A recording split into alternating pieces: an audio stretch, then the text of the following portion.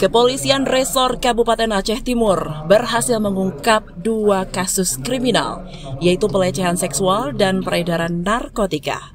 Dalam kasus tersebut, polisi berhasil mengamankan 3 orang pelaku yang terdiri dari seorang guru karate dan 2 tersangka pengedar narkoba.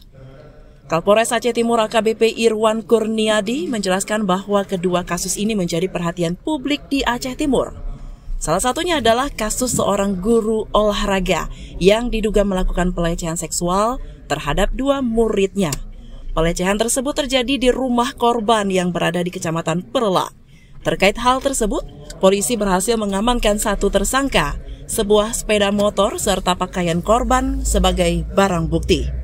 Sementara itu, dalam kasus narkoba, tim reserse narkoba Polres Aceh Timur berhasil menangkap 2 tersangka serta mengamankan barang bukti narkotika jenis sabu seberat 1 kg.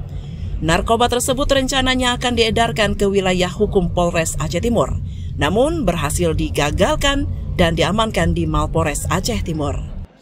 Jadi kita hari ini melaksanakan rilis tentang ungkap kasus yang sudah dilaksanakan oleh Satres Narkoba Polres Aceh Timur dan Satreskrim Polres Aceh Timur, di mana yang diungkap oleh Sat Narkoba Polres Aceh Timur adalah tindak pidana narkoba berupa narkoba jenis sabu-sabu seberat 1038 gram ya. 1030 gram ya. Itu artinya 1 kilo ya, 1 kilo. Dan untuk yang diungkap oleh Satreskrim Polres Aceh Timur adalah kasus pelecehan seksual yang dilakukan oleh seorang guru karate dan dilakukan ke 2 muridnya ya, 2 murid perempuan yang dilakukan di rumahnya ya. Seperti itu.